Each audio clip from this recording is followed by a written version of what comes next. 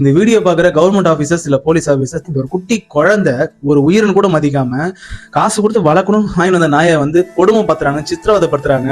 அது ஒரு வகையான அபியூஸ் தான். ஸோ மிருகவதை சட்டம் ஒன்று இருக்குது, அதெல்லாம் மறந்துட்டு ஆடிட்டு இருக்காங்க. ப்ளூ கிராஸ் தான் இருக்குது. ஸோ இதெல்லாம் பார்த்துட்டு கூட ஏதாச்சும் ஆக்ஷன் எடுக்காம இருக்குது, அவன் கஷ்டமா இருக்குது. குழந்தைன்னு கூட பார்க்காம அந்த நிப்பில் சரகை ஊற்றி அது வாயில ஊத்துறாங்க, துடிக்குது, கையை காலோட அசைக்கூடாம கையை காலை பிடிச்சி அது வதப்படுத்துறாங்க, ரொம்ப கஷ்டப்படுத்துறாங்க. பார்க்கவே ரொம்ப கஷ்டம். இப்படிப்பட்ட நாய்கிட்ட அந்த நாய் மாட்டி தவிக்கிதே சொல்லி நினைச்சா ரொம்பவே கஷ்டமா இருக்குது. ஸோ முடிஞ்ச வரைக்கும் இதை ஷேர் பண்ணி யாரு எந்த ஊர் எந்த ஸ்டேட் தெரியல, ஆனா இது கண்டிப்பா கேட்கணும். ஆயிலா ஜீவன் தானே, இதெல்லாம் யாரு கேட்க போறா? நம்ம காசு ஒத்து வாங்கிட்டு நம்ம இஷ்டத்துக்கு போலாம் நினைக்கிறவங்களுக்கு கண்டிப்பா ஒரு நல்ல தண்டனை கிடைக்கணும். வீடியோக்கு முன்னாடி இவ்வளவு தைரியமா பண்றாங்கன்னா அப்ப நார்மலா அந்த குழந்தைய எவ்வளவு கஷ்டப்படுத்துவாங்கன்னு நினைச்சு பார்த்தா ரொம்ப கஷ்டமா இருக்குது. ஸோ இது கண்டிப்பா கவர்மெண்ட் கேட்கணும். தயவு செஞ்சு இதை பண்ணுங்க.